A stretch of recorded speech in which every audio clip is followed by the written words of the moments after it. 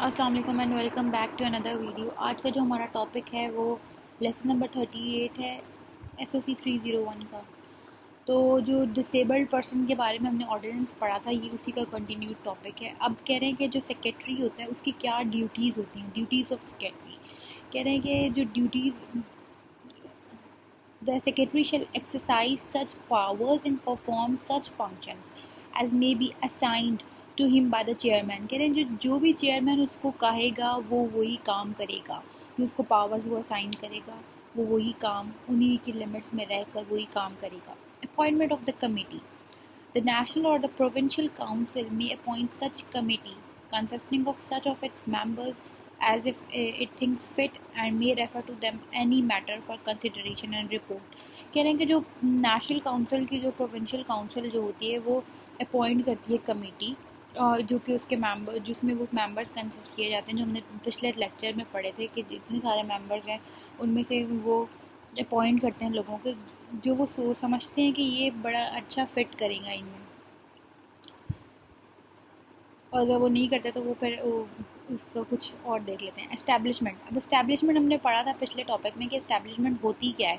Establishment में दोबारा review देने के लिए, दोबारा से मतलब कि याद कराने के लिए यहाँ पर मैं लिख दिया था। एस्टैब्लिशमेंट होती है गवर्नमेंट एस्टैब्लिशमेंट हो सकती है, कमर्शियल एस्टैब्लिशमेंट होती है, इंडस्ट्रियल एस्टैब्लिशमेंट होती है, in which the number of workers employed at any time during a year is not less than 100। जहाँ पे कोई भी जो क्या नाम है काम कर रहे हैं, कोई भी मतलब कि एस्टैब्लिशमेंट वही होती है, कोई भी ऑर्गेनाइजेशन या कोई कहीं पे भी जो लोग काम कर रहे हैं, कमर्शियल एस्टैब्लिश कहीं पे भी जहाँ पे जो लोग हैं ना वो 100 से ज़्यादा हों, मतलब कि कम ना हो 100 से ज़्यादा। Establishment to employ disabled person, अब जितने अब 100 जो लोग हैं, 100 से ज़्यादा वो लोग हायर कर रहे हैं, तो वो कहते हैं कि उसमें जो है ना डिसेबल पर्सन भी हो। अब डिसेबल पर्सन का भी कोई कोटा हो। Not less than 1% of the total number of persons employed by an establishment at any time shall be disabled person। यानी कि इनमें जो है ना डिसेबल्ड पर्सन का भी कोटा होना चाहिए, जो कि उनका नाम जो है ना रजिस्टर हो, एम्प्लॉयमेंट एक्सचेंज में उनका नाम रजिस्टर हो। जहाँ पे भी इस्टेब्लिशमेंट जो भी जहाँ पे इंडस्ट्रियल इस्टेब्लिशमेंट हो, बेशक कमर्शियल इस्टेब्लिशमेंट हो या गवर्नमेंट हो, तो जहाँ पे भी वो हो, वो जहाँ पे भी वो लोकेट हो उसी एरिया में एम्प्लॉयमेंट एक्सचेंज में उनका नाम जो हो ना डिसेबल पर्सन का, उनका जो हो वो रजिस्टर हो। सेक्शन 12 के अंदर आगे, the disable person is employed against any posture in pursuance of subsection 1 shall be entitled to the terms and conditions which are not less favorable than those of other person employed by establishment against similar post। यानी कि जो disable person है ना उसको उसके ऊपर जो है ना कुछ टर्म्स एंड कंडीशंस होंगी, और उनके मतलब कि नॉट लेस फेवरेबल होंगी उनके ये जो कि एम्प्लॉयड होंगे पहले से उसमें उन्हीं पोस्ट के लिए, मतलब कि उन्हीं पोस्ट के लिए। when calculating the percentage of the post in an establishment for the purpose of employment of disabled person, the fraction of 0.5 and above shall count as a whole। कह रहे हैं कि जब भी कोई पोस्ट के लिए जो ना डिसेबल पर्सन को उनको नज़र रखा जाए, उनकी एम्प्लॉयमेंट के लिए, उनकी जॉब की फैसिलिटी के लिए, और जो उनकी परसेंटेज है ना वो 0.5 से होनी चाहिए। एस्टैब्लिशमेंट टू पे टू द फंड, कह रहे जो एस्टैब्लिशमेंट है ना वो फंड्स देगी। अगर वो क्या नाम है सैलरी, अगर वो अन्य क्या नाम है डिसेबल्ड पर्सन को अपनी उसमें कंपनी में नहीं हायर करते ना, तो वो जितने एक बंदे को डिसेबल्ड पर्सन को जितने भी वो वेजेस देंगे तो वो उतने ही जो है ना फंड्स देंगे। फंड जारी बात है फिर वो गवर्नमेंट की उसमें जाएगा। Establishment of training centres, the provincial council shall arrange, वो काउंसिल जो है ना प्रोविंशियल काउंसिल अरेंज करेगी ट्रेनिंग डिसेबल्ड पर्सन के लिए,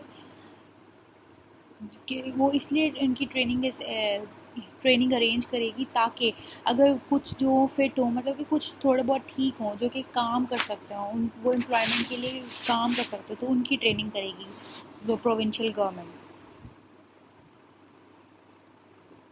establishment to furnish information,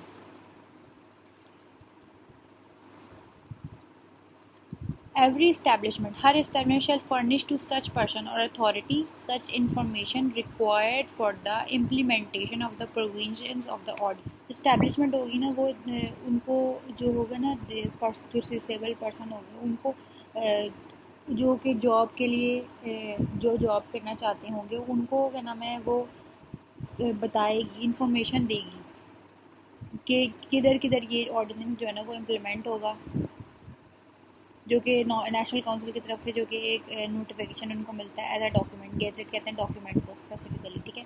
registration for disable person, अब उनकी रजिस्ट्रेशन कैसे होगी, एम्प्लॉयमेंट एक्सचेंज में रजिस्ट्रेशन होगी, ठीक है। Name registered in the register maintain by the employment exchange, जो कि फेडरल गवर्नमेंट ने जैसा तरीका उन्होंने बताया होता है वैसे ही एम्प्लॉयमेंट एक्सचेंज में उनका नेम रजिस्टर होता है डिसेबल्ड लोगों का, उनके रिहेबिलिटेशन का, उनकी ट्रीटमेंट के लिए या उनकी एम्प्लॉयमेंट के लिए। जो एम्प्लॉयमेंट, ये खैर अभी एम्प्लॉयमेंट की बात करें तो अभी एम्प्लॉयमेंट का होगा। एम्प्लॉयमेंट एक्सचेंज जो होगा ना सारे नाम जो रेफ़र कर देगा आगे प्रोविंशियल काउंसिल को, क्योंकि आगे प्रोविंस मुताबिक प्रोविंस के अंदर जितने भी डिसेबल्ड लोग हैं वो हर एक पंजाब के अंदर, सिंध के अंदर, बलूचिस्तान के अंदर, तो वो प्रोविंस मुताबिक उसमें आगे रेफ़र कर देगी। कह रहे हैं कि फिर प्रोविंशियल काउंसिल जो है ना वो देखेगी, चेक करेगी कि जो भी पर्सन है वो अगर वो डिसेबल है तो वो उसकी नेचर क्या है डिसेबिलिटी की, कि वो अगर उसके मुताबिक, उसके नेचर के मुताबिक ही उसको काम दिया जाएगा। अगर कुछ ज़्यादा ही बीमार है या कुछ ज़्यादा ही डिसेबल है तो उसको काम दिया भी जाए कि ना दिया जाए। अब वो इसके लिए मेडिकल ऑफिसर जो है ना उसको हायर करते हैं, मेडिकल ऑफिसर, अच्छा, और may be assessing board limited report, और जो मेडिकल बोर्ड होगा ना वो अपनी जो रिपोर्ट होगी वो प्रोविंशियल काउंसिल को जो है ना वो सबमिट कराएगी, जो कि प्रोविंशियल गवर्नमेंट ने ही बनाया होगा, जो कि प्रोविंशियल गवर्नमेंट ने, जो कि किसी डिसेबल पर्सन को असेस करने के लिए कि उसकी बॉडी कैसी है तो उसको उसके मुताबिक वो उन्होंने एक लॉस टाइप समझ लें कुछ बनाया होता है कि ये चेकिंग होती है उनकी कि ये इस मुताबिक ठीक है, प्रिस्क्रिप्शन होती है उसमें।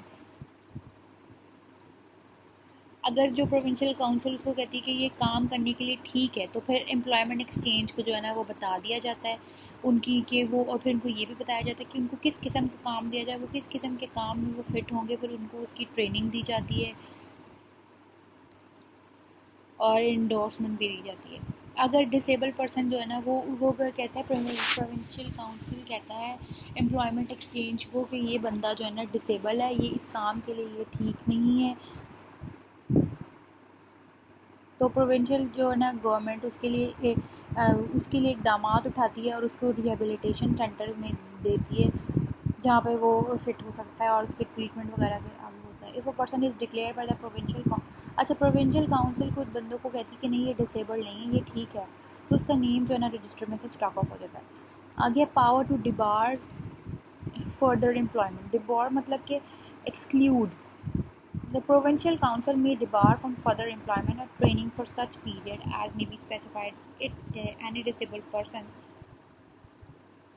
कहने अगर कोई डिसेबल पर्सन है ना वो बीमार, मतलब कि वो क्या नाम है ट्रेनिंग के लिए या एम्प्लॉयमेंट के लिए एट अ टाइम वो रिफ्यूज़ कर देता है और एक्सेप्ट नहीं करता, तो जो है ना वो उसको जो फिर ना उसको एक्सक्लूड कर दिया जाएगा उसमें से, वो फिर उसका आगे कोई प्रोसेस नहीं होगा, ठीक है।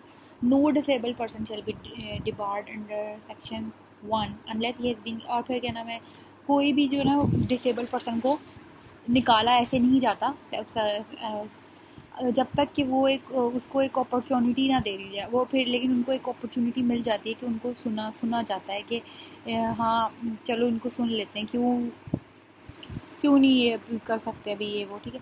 आगे अपील, फिर वो लोग अपील देते हैं।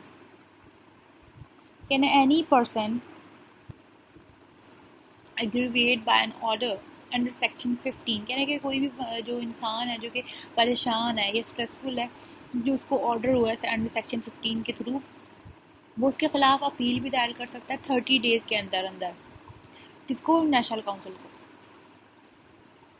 पर नेशनल काउंसिल क्या करेगी उसकी अपील पे कि वो रिकॉर्ड देखेगी उसके केस का रिकॉर्ड देखेगी और फिर उसको पार्टी को ना एक अपॉर्चुनिटी देगी कि उसको सुना जाए, और फिर फर्दर इंक्वायरी होती है, और फिर देखते हैं कि वो सॉरी अगर जो बंदा फिट नहीं था अगर उसको सस्पेंड कर दिया जाता है या कुछ भी किया जाता है, तो फिर वो उसके जो हमने ऊपर दे पढ़ा था कि बंदा जो होता है अगर डिसेबल होता है या उस कुछ भी होता है उसको, तो फिर वो जो नेशनल काउंसिल पे जब उसकी अपील जाती है तो वो रिकॉर्ड ऑफ केसेस उसके देखते हैं, फिर दोनों पार्टीज़ को सुनते हैं, उनको जो है ना अपॉर्चुनिटी दी जाती है कि वो अपनी बात भी बता सकें, और फिर उनके ऊपर फर्दर इंक्वायरी होती है और देखते हैं अगर वो फिट है, और अगर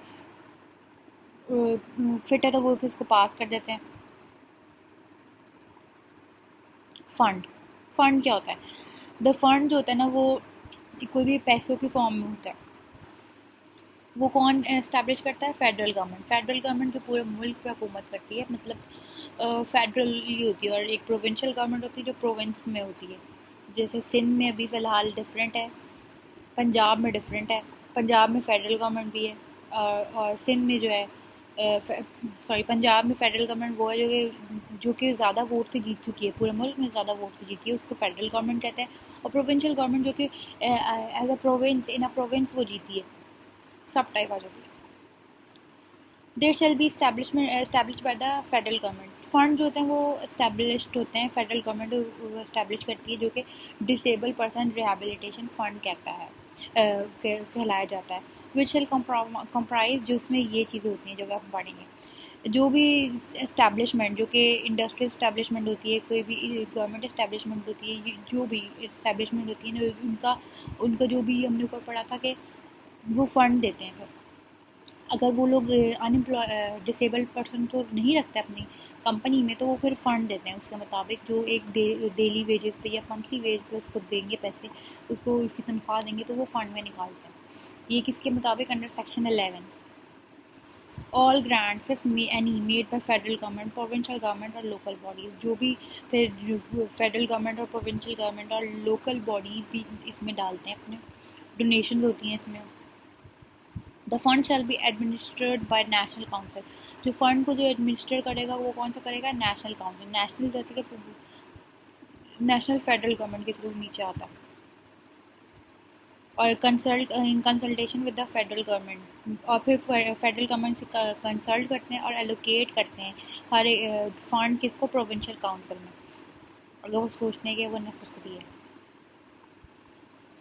और जो फ़ंड है ना वो सिर्फ़ और सिर्फ डिसेबल पर्सन पे ही यूज़ होना चाहिए, उनके इस्टेब्लिशमेंट के लिए, उनकी ट्रेनिंग के लिए। आगे फाइनेंशियल असिस्टेंस मिलनी चाहिए उनको, डिसेबल पर्सन को। अगर वो किसी काम में फिट नहीं होते, अगर वो ज़्यादा ही बीमार है, तो उनको फिर फाइनेंशियल असिस्टेंस मिले, और जो भी स्टिपेंड के स्कॉलरशिप्स हैं जो भी हैं उनको ट्रेनिंग दी जाए, स्कॉलरशिप्स दिए जाएँ, वेलफेयर मतलब उनकी फलाह बहबूद के लिए काम किया जाए। आर्टिफिशियल लिम्स, या जैसे देखा ना उनको आर्टिफिशियल बाजू वगैरह या टांग वगैरह लगा दी जाए, सर्जिकल थेरेपी हो, उनकी मेडिकल ट्रीटमेंट हो उनके डिसेबल पर्सन की। पावर टू एग्जेम्प्ट, अब पावर टू एग्जेम्प्ट कह रहे हैं हम। The federal government may by notification in the official gazette. Federal government में कह रहे हैं कोई वो नोटिफिकेशन दे सकते हैं किसमें? गैजेट में। डॉक्यूमेंट, गैजेट कहते हैं एक डॉक्यूमेंट के थ्रू किसी भी एस्टेब्लिशमेंट को ख़त्म कर सकते हैं, या उसकी class of establishment for operation of all or any of the provisions of the ordinance. किसी भी एस्टेब्लिशमेंट को जो है ना वो ख़त्म कर सकते हैं इन प्रोविजन से, ऑर्डिनेंस की प्रोविजन का। Delegation of the power, delegation of कहते हैं to appoint as one's representative, जैसे कि कोई अपने बिहाफ पे किसी को रिप्रेजेंट कर दे रहा है। यहाँ मैंने ये मीनिंग लिखा डेलीगेट का। The National Council may delegate all or any of its power under ordinance to any of the member of कह रहे हैं नेशनल काउंसिल जो है ना वो अपनी पावर्स किसको दे सकता है? इन इस ऑर्डिनेंस के मुताबिक, इस ऑर्डिनेंस को मद्देनज़र रखते हुए, मतलब इस ऑर्डिनेंस की पावर जो है ना वो प्रोविंशियल काउंसिल को भी दे सकता है, कुछ जो है ना कंडीशंस को स्पेसिफाई करके, कुछ टर्म्स एंड कंडीशन लेकर। प्रोविंशियल काउंसिल आगे ऐसे क्या कर सकता है? प्रोविंशियल काउंसिल भी अपनी ये जो है पावर्स को आगे दे सकता है, किसी को रेफ़र कर सकता है। मतलब कि अभी ये तो नेशनल काउंसिल की बात किया, प्रोविंशियल काउंसिल भी में डेलीगेट वो भी कर सकता है। क्या है वो भी अपने पावर्स जो है ना इसी ऑर्डिनेंस के तहत अंदर किसी भी मेंबर को ना जो कि इस ऑर्डिनेंस जो कि इसमें है उसको अपनी पावर दे सकता है। कुछ टर्म्स एंड कंडीशन स्पेसिफाई करके। पेनल्टी, अगर कोई इस्टेब्लिशमेंट जो है ना वो जो है ना फंड्स वगैरह देने में जो है ना फेल हो जाती है तो वो पनिशेबल होती है, वो फ़ाइन के साथ, जो कि 1000 रुपी विच में एक्सटेंड टू 1000 रुपी, जो कि 1000 रुपीज़ तक एक्सटेंड कर सकता है। And in case of non payment of fine, अगर फिर भी फ़ाइन भी ना दिया जाए तो फिर हर रोज़ 10 रुपये 10 रुपीज़ का जो है ना उसमें इजाफा होगा जब तक कि फ़ाइन ना दिया जाए था। तो ये आज का लेक्चर हमारा ख़त्म होता है, अब नेक्स्ट लेक्चर में मिलेंगे, तब तक के लिए टेक केयर, अल्लाह हाफ़िज़।